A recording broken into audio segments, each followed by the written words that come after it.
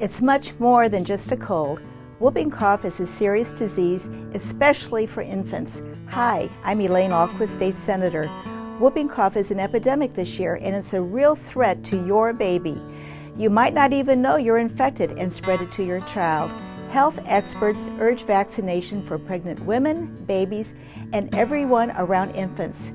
To find a low-cost immunization clinic, call my office. Stay protected and protect your kids.